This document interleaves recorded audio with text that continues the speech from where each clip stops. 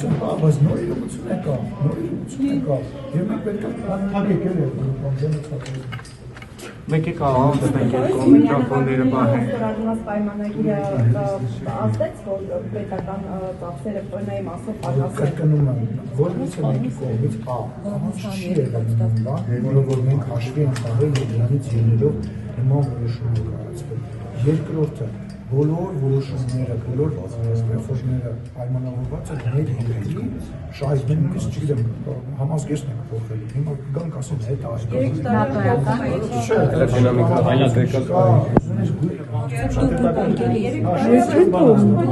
Պարոն Սիմոնյան, մի հատ անցնենք այսօրվա օրակարգին իմպիչմենթի, դա ինչքան է ռեալ համարում մեկ եւ երկրորդ արտահերթ ընտրություններ հնարավոր են, որովհետև եթե նայենք մի քիչ դրա իրական կողմին, դա ձեզ է ձեռնտու արտահերթ խորհրդարանական ընտրությունները, որովհետև դուք եք պատրաստ հիմա այդպիսի ընտրությունների։ Մենք որևիցե քննարկում չենք ունենում այս լուսումների հետ կապված, լուսումները ամեն ընդդիմությունը կրկնում ամեն թեզերը, որը փոխանցում է կրկնել առաջի 4-5 տարվա ընթացքում, մի հատ այստեղ մեր գնի։ Երկրորդ ընտրությունները արտահերթ դրա կարիքը չենք տեսնում, այո, այսօր առաջին անգամ եմ ես այսօր իդեպ լսել բանախոսներից մեկի, որ իրենք առաջարկում են ընտրություն։ Պատկերացնեք 4.5 տարի է անցել ընտրություններին, անցել է մոտավորապես 8 ամիս, Աբրահամյան մոտավորապես 8 ամիս մնացել, 4.5 տարի առաջին անգամ մենք լսում ենք, որ ընդդիմությունը ասում է արտահերթ ընտրություն։ Դուք հասկանում եք ընդդիմության Ինչու՞։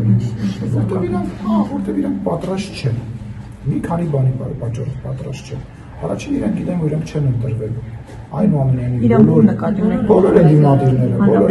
այնսօր հանրապետականն է հայտարարել, որ արտահերթ ընտրություն մնացած որ նույնիսկ այսօր հանրապետականը չի ասում, Աբրահամյանը առաջին անգամ տենց լղոզված ինչ-որ բան հնչեցրեց, որովհետև իրենք պատրաստ չեն։ Երկրորդ իրենք գիտեն, որ իրենք պարտվելու են, չեք հիշում են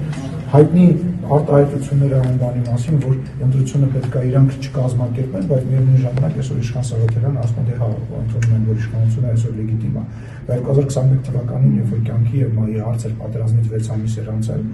իշխանությունը ընտրություն կազմակերպեց եւ ընտրությունները ինքը այսօր արդեն նաև հրապարակայինորեն ընդունում է, որ լեգիտիմ է իշխանությունը։ Իրանք ինչ ընտրություն, իրանք եկել ասում են, եկեք Վազգեն Մանուկյանին տանք, հետո եկեք Կանադայի քաղաքացի Վազգեն Գալստյանյանին տանք, հետո կորոշեն։ Իրանք ընտրությունների պատրաստ չեն։ Մենք հենց վաղն էլ կարող ենք գնալ ընտրությունների, բայց դրա կարիքը չկա։ Երկրորդը մեր ժողովուրդը մեզ 5 տարով պատվիրակել է եւ դա արդար այդ ընտրությունները, տեսեք դուք շատ հետաքրքիր բան եք ասում, ասում եք դուք պատրաստ եք, իրանք պատրաստ չեն ձեզ ձեռ տալի։ Այդ ընտրությունները պետք է ձեռ տալ ժողովրդին։ Այսինքն մենք միշտ անկեղծ ենք եղել, եւ ես չեմ պատրաստվում ժողովրդին ասեմ, որ ես ինձ հիմա լավ է, դրա համար ես հիմա գնում եմ ընտրություն, չեմ գնում անում